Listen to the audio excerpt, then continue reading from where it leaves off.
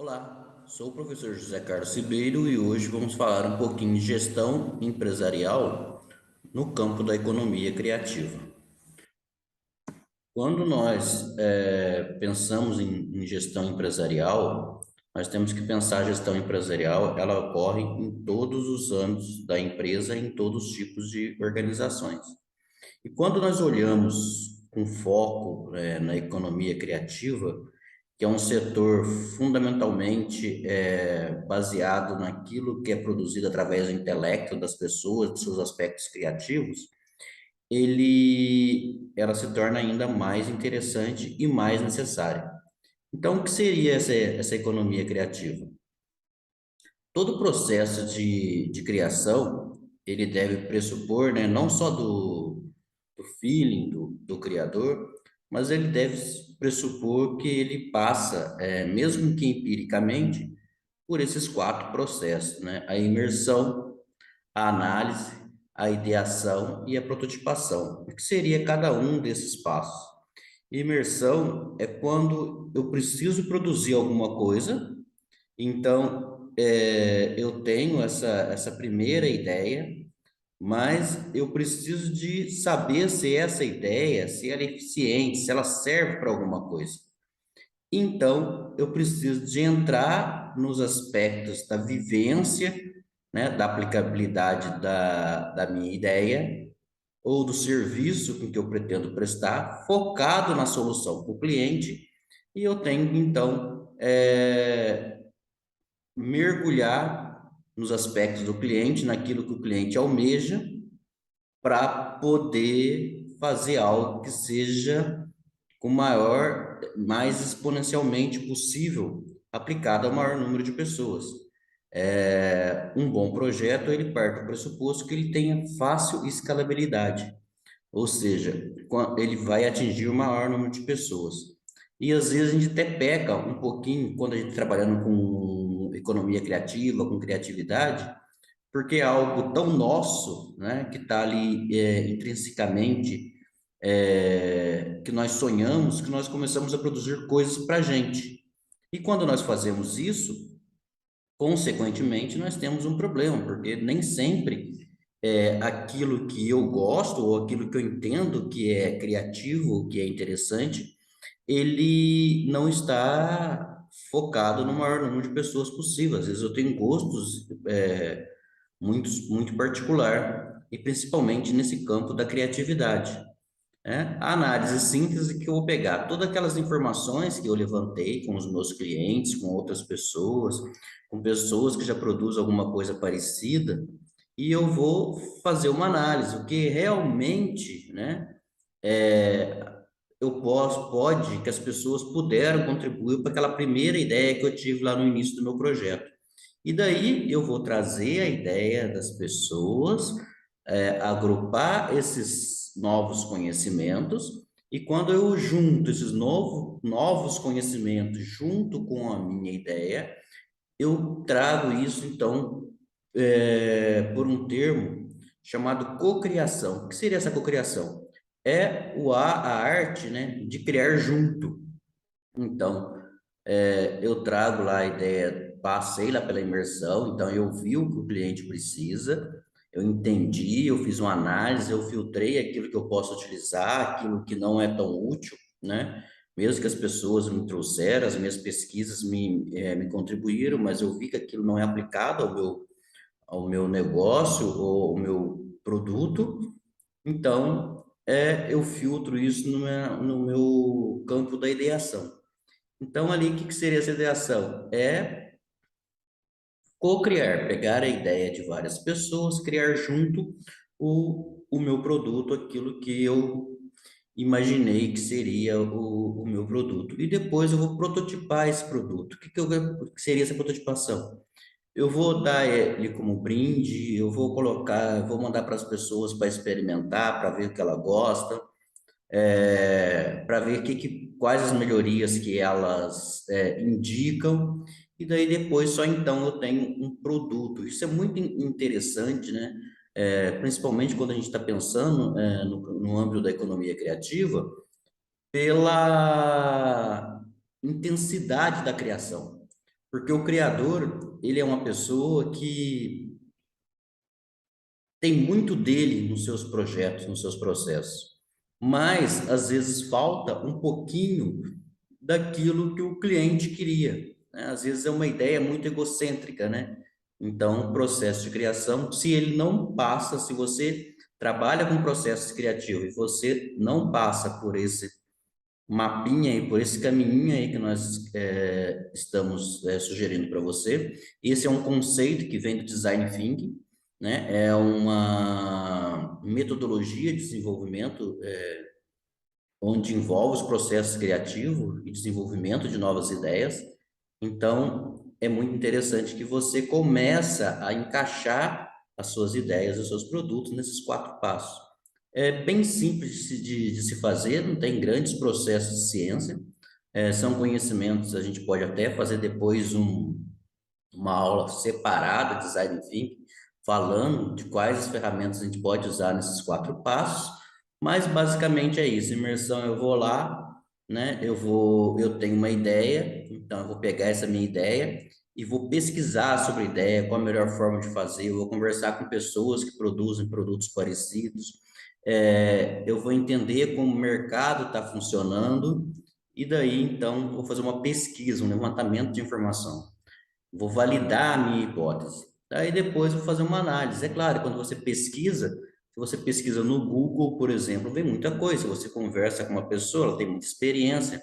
Nem tudo que as pessoas falam, nem tudo que nós encontramos, ele é aplicável à nossa ideia, ao nosso modelo de negócio ou ao nosso produto. E aí eu vou fazer essa fase de ideação, que seria passar na peneirinha lá e ver aquilo que está de bom, né? Fazer esse processo de cocriação, que é trazer tudo aquilo que eu encontrei de bom, contribuir com o meu produto, e quando eu faço essa contribuição com o meu produto, automaticamente eu crio esse novo produto e ao invés de eu criar uma quantidade muito grande desse meu produto, eu crio pequena quantidade e faço um teste, né? Faço uma prototipação. Essa prototipação ela é muito interessante porque só depois da validação do cliente, né? Da validação do cliente que eu vou, então, entrar no processo real de produção. Então, isso é muito interessante porque, às vezes, no dia a dia, nós somos tão criativos e temos tantas ideias, mas esquecemos de desenvolvê-las focado no cliente.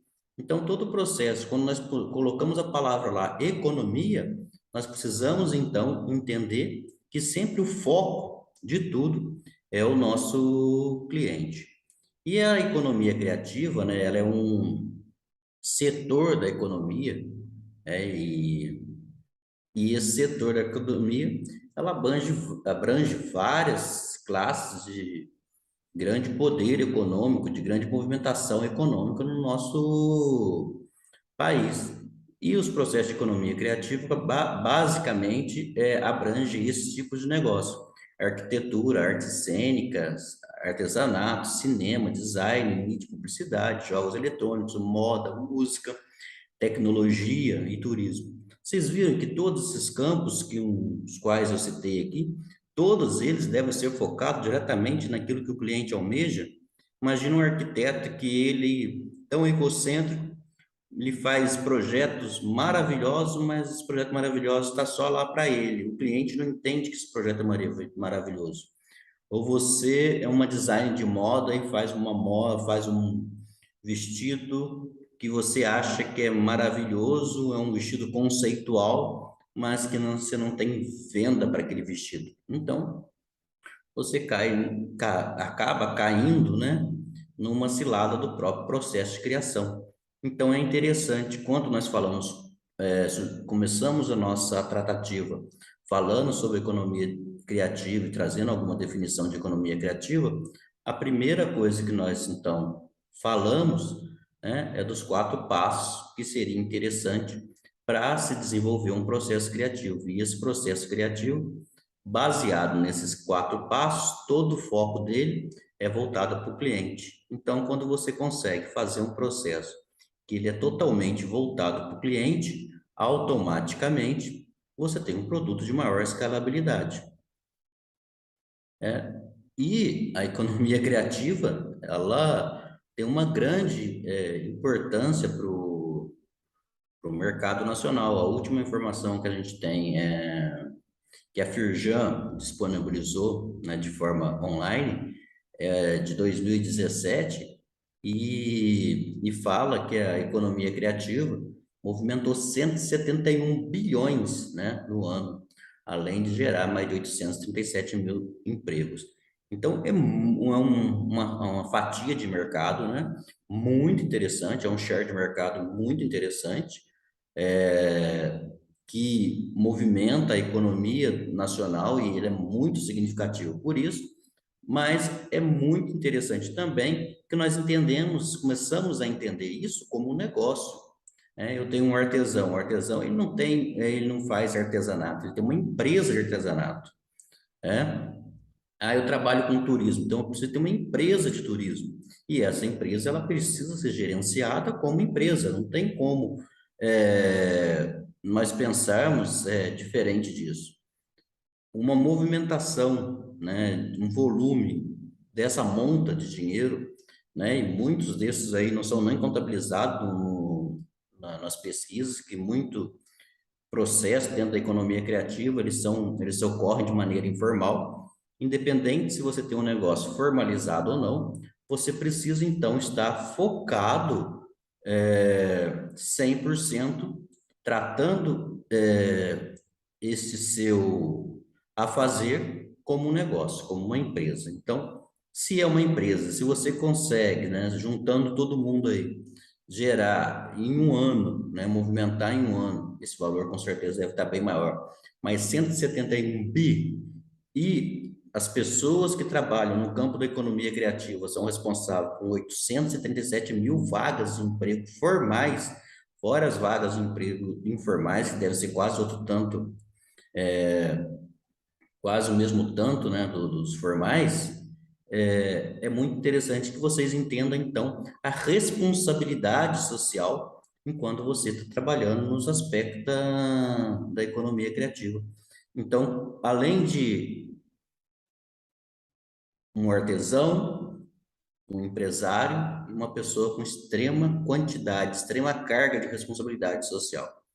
Isso é muito interessante que vocês tragam isso como valor para os seus negócios. E pensando em negócios, pensando aí na sua, na sua empresa, né, como nós falamos, nós passamos então, passamos a chamar o seu negócio, o seu artesanato, a sua loja de design, a sua agência de turismo, passamos a entender isso como negócio, então nós precisamos entender claramente que esse negócio, ele basicamente perpassa por três processos: pessoas, os processos da organização e os resultados. E esses resultados é a grana, né? Tudo que eu fiz, ele tem que ter um significado. Você não vai trabalhar o mês inteiro, trabalhando 8, 10 horas por dia, 12 horas por dia, como, né, quando esse trabalho está começando um negócio, principalmente no campo, né, no campo criativo, onde você às vezes, muitas vezes começa sozinho um negócio, você mesmo começa desenvolvendo o seu negócio, o eu criativo, a criação é você mesmo, né? Começa com uma eu-equipe, mas você já precisa então entender que um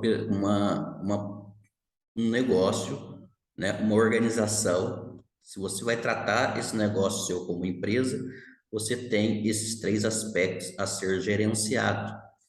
São aspectos que estão totalmente na mão do gestor daquela organização, e por isso nós chamamos de gestão empresarial. Então, são as pessoas, é claro que a gente tem que estar cuidando das pessoas, os processos, sejam eles internos ou externos, e os resultados.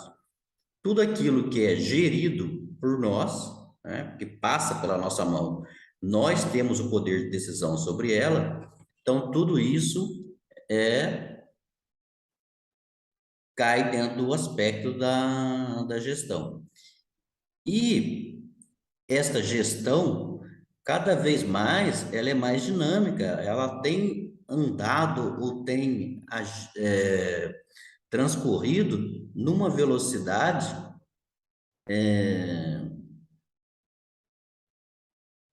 exponencial. Cada vez mais, né, nós vemos uma alta velocidade das mudanças. Então, além de você estar focado nos clientes, nos processos, nas pessoas, você, seu ambiente interno, ele está inserido no ambiente externo de alta volatilidade, né? Nós temos aí um exemplo, né, de como que podemos fazer uma analogia aí com a gestão organizacional.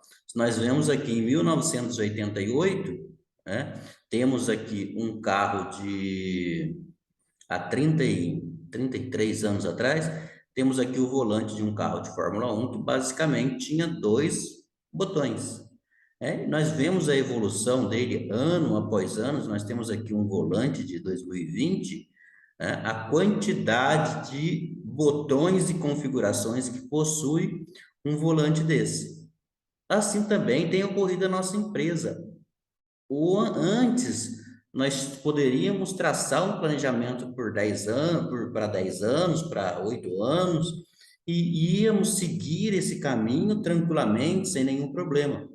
Hoje, já não temos mais esta facilidade, porque as coisas mudam a todos os instantes. E é por isso que nossos processos de gestão eles têm que estar muito claros para que nossos botões, né, eles estejam visíveis e a nossa tomada de decisão ela possa ser eficiente e mais rápida possível. Então, é muito interessante que nós estejamos atentos à velocidade das mudanças e que nós, então, tenhamos botões, né? Tenhamos indicadores, tenhamos facilidade de movimentar o nosso negócio de acordo com a demanda, né? Com as demandas tecnológicas, com as demandas econômicas, com as demandas governamentais e por aí vai. Então, cada vez mais, né, os aspectos tecnológicos, eles vêm demandando uma velocidade muito grande nas empresas dos aspectos internos, fazendo essa relação, inter-relação com os aspectos externos da organização. Então, é muito interessante que nós estejamos, então, sempre atento a esses processos. Então, para que nós possamos, então, tomar decisões rápidas de formas eficientes, nós precisamos, então, ter mais botões, né? Precisamos de ter mais indicadores, precisamos estar mais atentos aos aspectos de mudança dentro das organizações. Se nós pensarmos, então, como nós falamos, né? Que as empresas, elas basicamente, elas passam por três aspectos dentro da gestão interna da organização, que são pessoas, processos e finanças.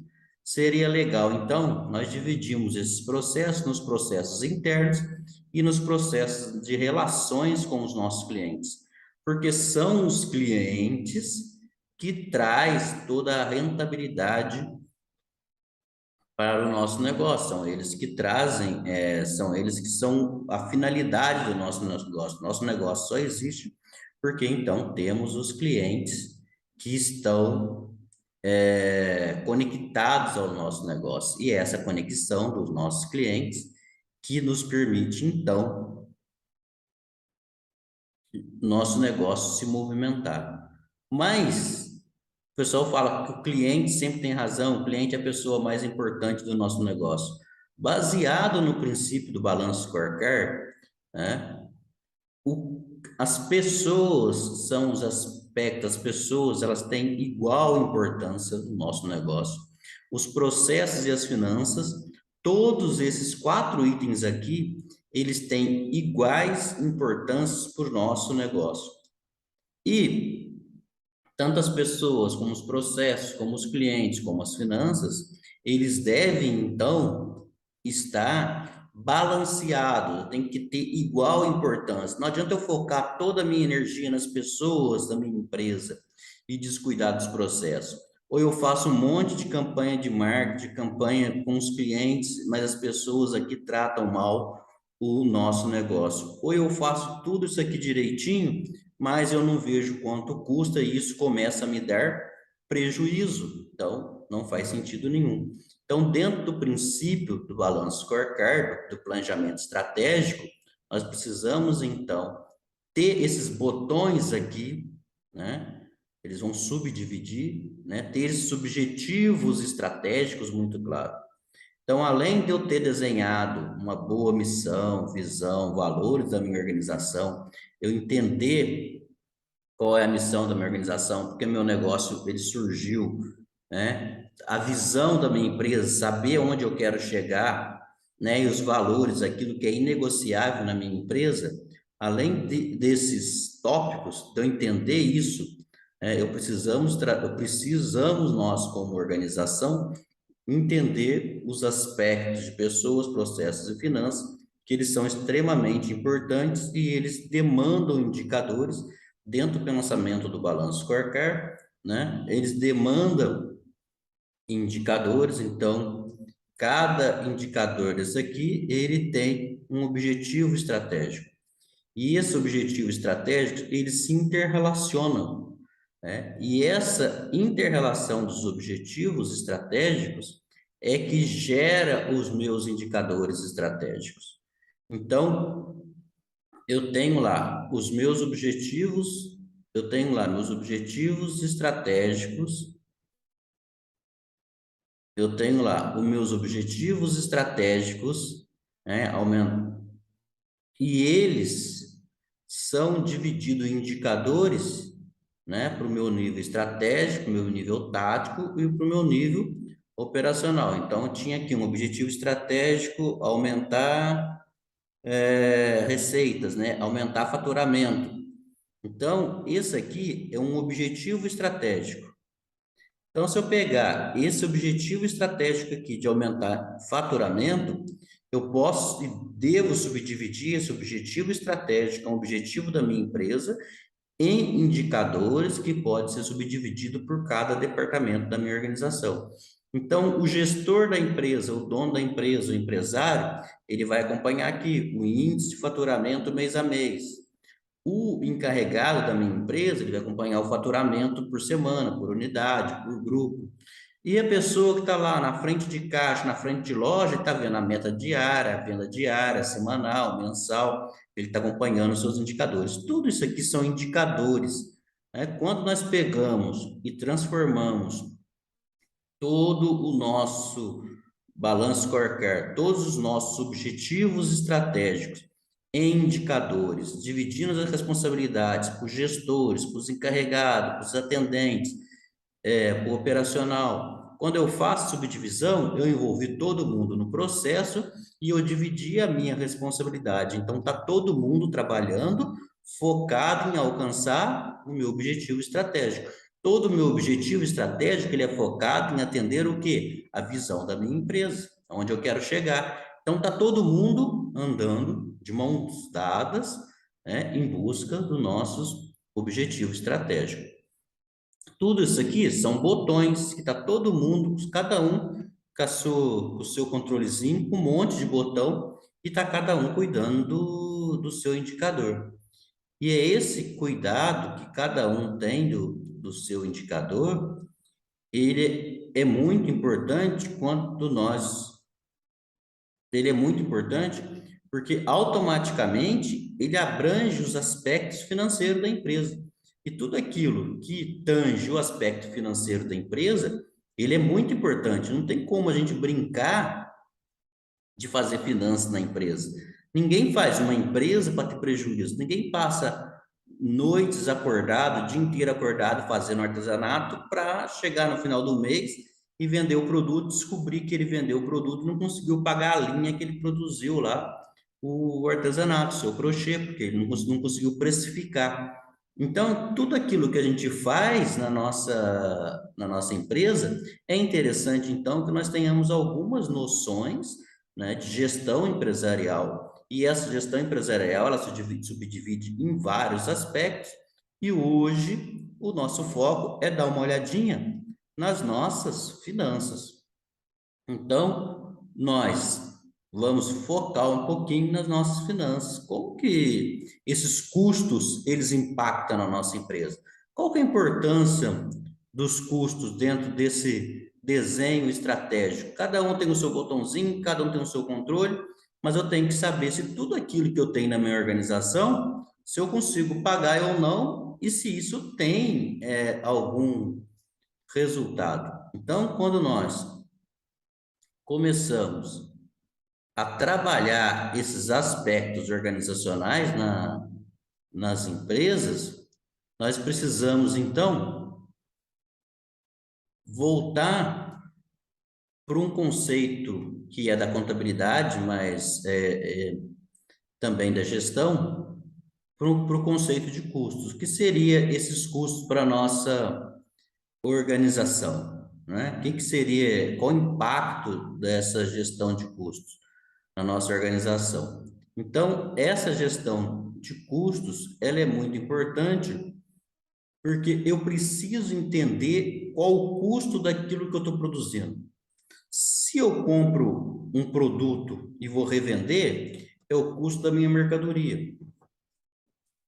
Então, tem produtos que eu compro e já vou revender. Ah, mas tem produtos que eu compro e customizo esse produto. Então, ele era uma mercadoria, eu comprei, mas então ele passa a ser um componente de um produto. Ah, mas eu só presto serviço. Ah, então, o serviço também eu tenho que aprender a calcular esse custo. Então, basicamente, para a gente poder entender isso, eu trouxe aqui para vocês alguns conceitos de custos. E basicamente os conceitos de custos, eles baseiam, né, em três cálculos. Um cálculo do CMV, né, o cálculo do CPV e o cálculo do CSV. E o que seria, então, esse CMV? O CMV seria o custo das mercadorias vendidas. Então, eu compro um produto e eu revendo esse produto. Então, eu pego o custo dele e eu quero saber, ah, mas eu ponho lá tantos por cento de margem. Não, essa não é a melhor forma de calcular. Por quê? Porque a margem ela é precificada em cima do próprio produto, né? Em cima do mercado. E quando eu analiso os meus custos e eu pego esse custo e ponho, trago ele para dentro do cálculo do resultado, eu estou pensando, eu estou calculando na margem de contribuição, quanto aquele custo, né? O quanto que aquele valor ele vai me dar de retorno, de margem, de resultado. Então, a melhor forma de nós estarmos calculando esse custo é dentro do conceito do CMV, por exemplo, que como que eu calculo esse CMV? Então, eu pego o estoque, deixa eu mudar meu aspecto de compartilhamento aqui. Aí eu pego o meu estoque inicial, né? Eu pego o meu estoque inicial, somo com as minhas compras e subtraio do meu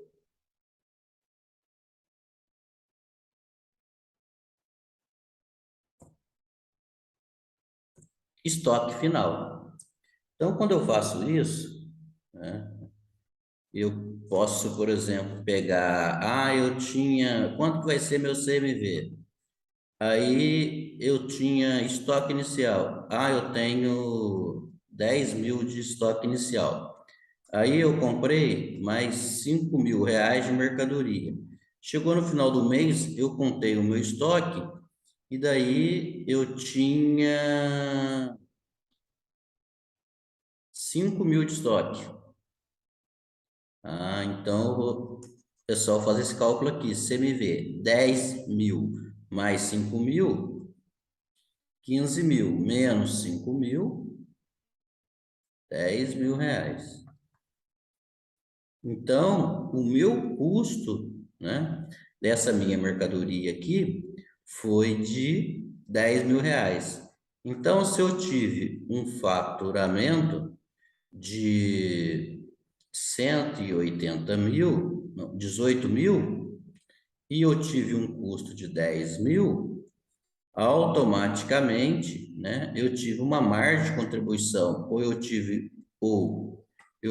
um lucro bruto de 8.000 reais. Então, eu peguei o meu faturamento, né, subtraí do meu custo, não foi um custo único, foi do meu custo total, né, peguei do meu custo total aqui e tive, então, o total do meu lucro bruto. Ah, mas aí eu tive mais algumas despesas. Beleza, eu pago aquelas minhas despesas, tive mais 6.000 de despesa. Beleza, então eu tive mais 6.000 de despesa, então eu tive um resultado operacional de 2.000 reais. Então, mas aqui você não está calculando impostos, tal. Então, beleza, o imposto, se for um imposto que incide direto sobre o custo, ele vai estar subtraindo aqui do custo. Se ele for um imposto que incide sobre o resultado, ele vai estar subtraindo o resultado. Na dúvida, eu não sei onde coloca o imposto. Eu posso colocar aqui junto com 6.000, eu paguei mais tanto de imposto, então vou ter meu resultado operacional. Então, é muito interessante quando nós olhamos para esses aspectos, para nós podermos, então, entender claramente como que funciona esse nosso cálculo de custo. Mesma coisa o produto, né? Só que o produto, ele faz a mesma continha. Ele faz o mesmo cálculo. Só que ele pega, só que o produto, ele vai pegar, além do estoque inicial, ele pega aqui, né? Ele pega aqui embaixo o custo, mão de obra direta, gasto de fabricação. Então, se você tem um artesanato, você vai pegar, eu faço crochê. Então, vou pegar lá, eu tenho estoque, eu tenho 50 rolos de linha aqui fechadinho, beleza. Então, o meu estoque inicial do dia primeiro do mês. Aí, passou durante o mês, eu comprei mais linha, comprei mais barbante. Aí, beleza. Aí, eu tive mais. Tirei, somei o valor da minha mão de obra, que eu tenho que pagar minha mão de obra, né? Então, o valor da minha mão de obra. Ah, eu quero ganhar tantos reais por dia fazendo, tantos reais por hora fazendo artesanato. Beleza, pus meu gasto da mão de obra ali. Ah, tinha gastos gerais de fabricação. Ah, o que são esses gastos gerais de fabricação?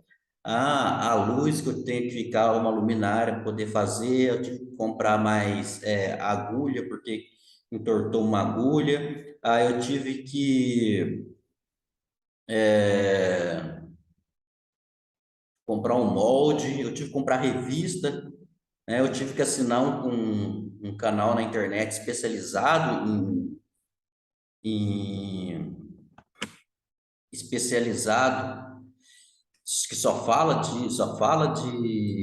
bordado, então tinha que fazer uma assinatura mensal lá, beleza, fechei aqui. Então eu somo tudo isso e subtrai de quanto sobrou no final do mês, no dia 30 do mês, quanto sobrou no meu estoque de linha, de barbante. Então eu somo meu estoque, faço a mesma continha que nós fizemos lá, e daí nós vamos ter então o custo do meu trabalho. Olha para você ver que você consegue fazer de tudo junto, você não está fazendo separado de um em um. Ah, eu fiz esse paninho aqui, eu acho que dá para ganhar, gastei tanto de linha, não sei o quê. Você não consegue fazer. Então, você juntando tudo, você consegue então ter mais facilidade de fazer esse cálculo, que se você calcula em cima do montante. Então, tinha uma diferencinha aqui, então você consegue calcular em cima do total. Ah, aí temos outro aspecto bastante importante, que é o custo do serviço. Como que eu calculo esse custo do serviço? É o mesmo cálculo, só usando outros nomes. Ao invés de eu pegar meu estoque inicial, eu pego o cálculo do meu serviço, quanto que eu tinha de serviço lá, disponível no começo do mês, já pronto, né, para receber, some a mão de obra, meus gastos diretos e meus gastos indiretos, e quanto que sobrou de serviço para mim receber no final do mês, serviço que já está pronto. E eu fazendo essa conta, eu vou ter o cálculo do meu CSV, que é o custo do meu serviço. Então, basicamente, nós temos, pensando em custo, né? Nós temos focado em custo, o custo da mercadoria, o custo do produto e o custo do serviço. São três contas bem simples de calcular. No final, eu vou deixar o meu e-mail, meu WhatsApp aí, se alguém tiver dúvida de como fazer o cálculo, entre em contato. A gente faz lá, manda lá uma formulazinha, um Excelzinho lá, que vocês conseguem fazer esses cálculos só digitando os números lá, tá? Mas é bem simples, mas é um custo, uma precificação, um cálculo de custo voltado na margem, no resultado. Então, eu junto tudo aquilo que eu produzi e ao invés de eu ficar vigiando um por um, eu somo tudo. É claro que eu tenho que saber o custo de cada produto. Isso é um passo, mas eu tenho que saber o custo total. Porque às vezes eu sei o custo de tudo. Tem gente que fala assim, poxa, eu trabalhei o mês inteiro, não me sobrou dinheiro. Mas ele tinha 10 mil de estoque, agora ele tem 20 mil de estoque. Aos 10 mil que ele ia ganhar, ele está lá no estoque parado. Se ele não faz esse cálculo, ele não olha nem o estoque. Ele não sabe onde é o seu dinheiro. Então, o custo, quando você faz o cálculo do custo, seja da mercadoria, do produto ou do serviço, você está voltando o seu cálculo na precificação do produto, a precificação mais correta, né, do produto, e você está voltado na margem, no resultado daqueles produtos, no montante de resultado que aquele produto te deu, aquele período te deu. Então, isso é muito mais interessante que você fazendo esse controle individual de todos os produtos. Você precisa ter esse controle, mas você precisa também saber quanto que aquele seu esforço do mês, né, quanto de resultado que ele gerou. Uma pessoa trabalha o mês inteiro, você trabalha CLT, o que acontece? Chega no final do mês, o cara escreve lá 220 horas de trabalho, salário R$ 1.200. Opa, peraí, então eu sei que trabalhei 220 horas, eu recebi R$ 1.200, beleza, está tudo aqui. E às vezes você que trabalha com economia criativa, dentro do processo criativo, você acaba trabalhando, trabalhando, e você não consegue ter em mãos esses resultados, os seus indicadores, né? E isso é muito importante que você os tenha. Então, tudo isso que a gente fez, que nós fizemos, esses cálculos, eu trouxe aqui um exemplo daquele rascunho que eu fiz na tela anterior para vocês. Eu trouxe aqui um exemplo para ver se ajuda aqui para vocês. Então, nós temos, né, aquelas informações que nós falamos, então nós trouxemos aqui, ó. Eu tenho um faturamento, né, esse aqui é um caso hipotético. O que é isso aqui? Isso aqui é um DRE, né? É um DRE. É o demonstrativo do resultado do exercício. Esse meu DRE, aqui está os custos, ó. Aqui estão os custos. Então, aqui eu tenho os custos, CMV, o CPV ou CSV. No caso aqui, a gente pôs um exemplo, né, de um CMV.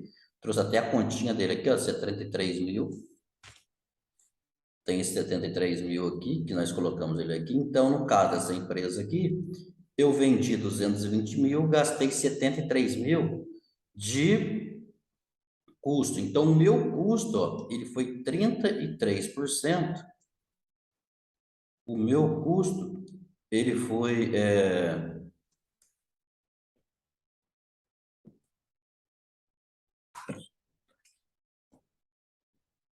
o meu custo, ele foi 33% do meu faturamento. Então, eu tive uma margem, um lucro bruto, né?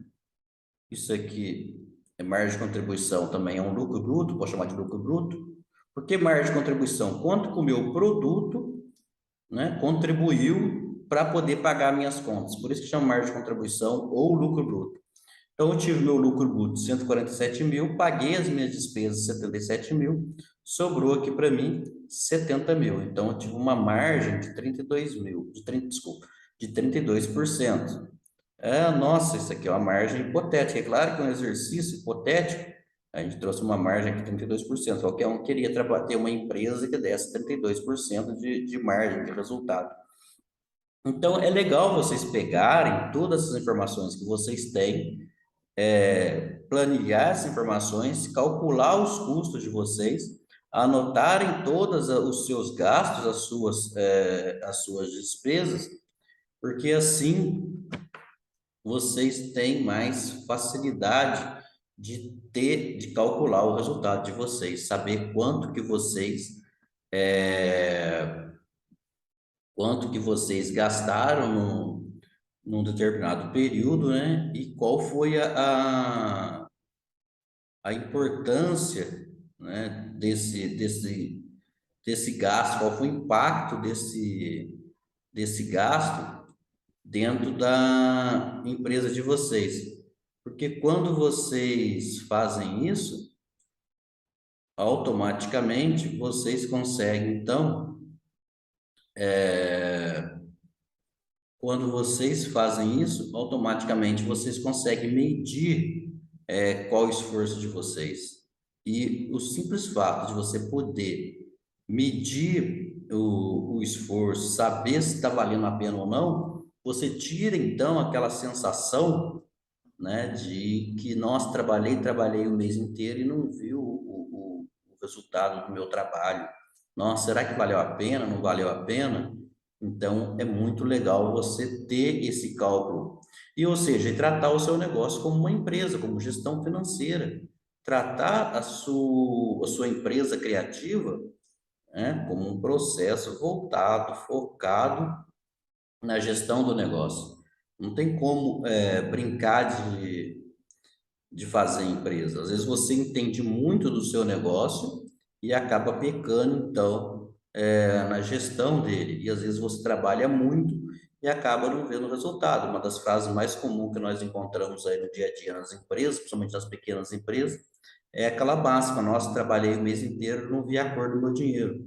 Não viu porque você não mensurou, não contabilizou, não pôs no papel. Se o seu dinheiro deu lucro ou prejuízo, você tem que saber. Você não tem como saber. Compensa, você trabalharia CLT o mês inteiro para não ganhar nada?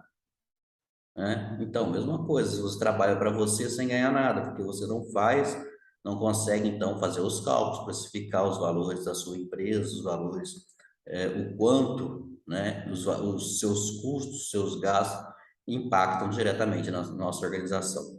Então, pessoal, é isso que eu gostaria de compartilhar com vocês. Deixa aqui meu contato para vocês. Qualquer dúvida, qualquer coisa, é só me chamar lá. Não respondo imediatamente, mas sempre respondo tudo que me perguntam a respeito desse assunto, até porque é um assunto que a gente fica muito feliz e gosta muito de estar tratando. Tá bom? Então, muito obrigado pela atenção de vocês. Até a próxima.